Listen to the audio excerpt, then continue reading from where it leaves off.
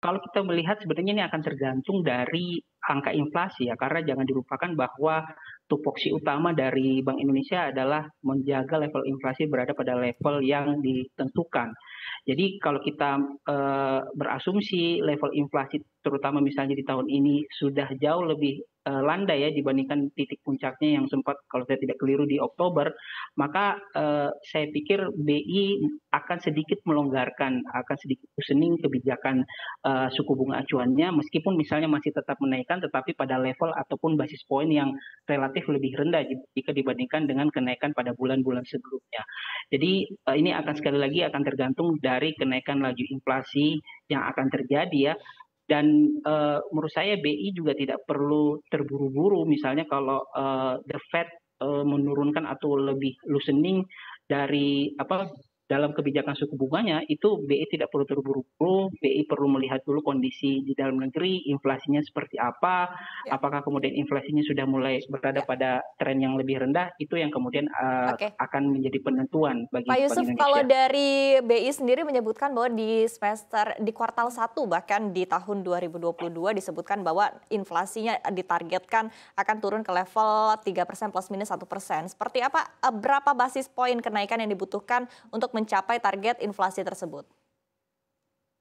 Iya, menurut saya ini juga akan tergantung dari seberapa mampu daya tarik ya dari pasar keuangan kita. Karena misalkan inflasi sudah dijaga dari sisi misalnya menaikkan suku bunga acuan, tetapi misalnya terjadi capital outflow dan terjadi pelemahan nilai tukar rupiah, ini kan nantinya akan berdampak terhadap imported inflation ya.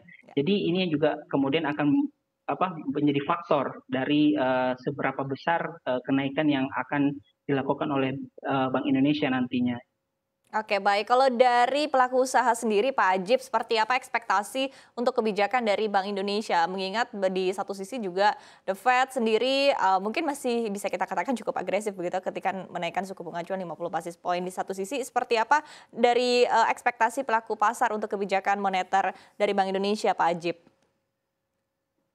Sebenarnya begini Mbak Iva, seharusnya kita semua tidak berhenti diskusi dalam konteks, bagaimana tingkat suku bunga acuan. Karena kalau kita melihat dan diskusi dengan pemerintah, pemerintah akan selalu menyampaikan bahwa ini menjadi kebijakan independen Bank Indonesia misalnya untuk menentukan suku bunga acuan dalam rangka menjaga keamanan ekonomi nasional, menyesuaikan dengan kondisi global dan seterusnya. Seharusnya kemudian bagaimana diskursus ini kita angkat. Bagaimana suku bunga acuan yang kalaupun terus naik, dia tidak memberikan impact yang signifikan dan impact yang destruktif terhadap daya beli masyarakat. Misalnya, pemerintah mempunyai instrumen, Mbak Iva. Memang betul suku bunga acuan naik dan suku bunga acuan yang naik inilah yang kemudian akan menjadi konsideran perbankan untuk menaikkan suku bunga kredit misalnya. Ya. Sehingga sebenarnya pemerintah masih bisa membantu membuat penyeimbang kebijakan. Pemerintah mempunyai bank-bank himbara misalnya, Mbak Iva. Dan kita tahu bagaimana suku bunga kredit komersial Indonesia ini masih yang tertinggi di Asia Tenggara. Kita masih double digit. Kita suku bunga acuan hanya katakan 4,5 misalnya, tapi suku bunga kredit kita sudah mencapai 10 sampai 14%. Hmm. Itu pun yang pakai jaminan, bahkan yang nggak pakai jaminan itu bisa 24% sampai Ya. 36% atau 48% setahun, Mbak Iva. Kondisi inilah yang membuat cost of fund-nya begitu tinggi. Tapi kita lihat bahkan dengan cost of fund tinggi, ekonomi kita itu pun masih bergerak, Mbak Iva. Jadi seharusnya begini, pemerintah membuat jalan tengah. Oke, kebijakan BI-nya seperti ini, tapi pemerintah melalui instrumen himbaranya misalnya, karena pemerintah ini kan pemegang sahamnya Bank Himbara. Dan Bank Himbara bisa menjadi salah satu trendsetter untuk mengalirkan kredit. Lebih dari 5.000 triliun uang berputar dalam konteks kredit perbankan itu sebagian juga uang Bank Himbara. Jadi misalnya, oke, bagaimana kalau suku bunga acuannya 4,5, suku bunga kreditnya maksimal 9% dong misalnya.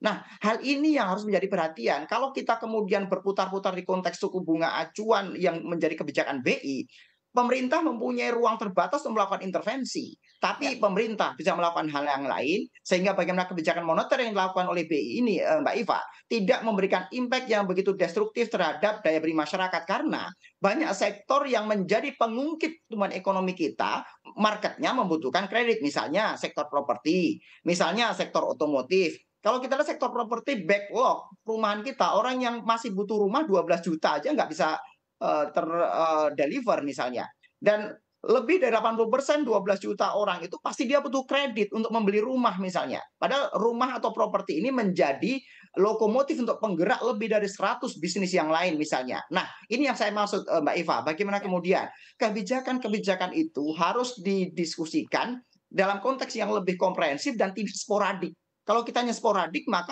tidak memberikan impact yang maksimal terhadap pertumbuhan ekonomi. Dan lebih penting daripada sekedar pertumbuhan ekonomi adalah pemerataan. Karena dengan adanya pertumbuhan ekonomi dan pemerataan itu kita baru bisa meloncat dari emerging country menuju ke arah negara maju ke depannya. Kira-kira demikian yang menjadi harapan pengusaha. Mbak Iva, sekali lagi, bagaimana pemerintah mengintervensi dalam Ya. bentuk regulasi secara komprehensif dan pro dengan pertumbuhan maupun dengan pemerataan. Itu yang menjadi Oke, harapan kita Pak sehingga tahun Ajib, 2023 ya. ketika negara-negara lain menghadapi kondisi yang tidak mudah, justru Indonesia bisa bertumbuh lebih positif. Demikian.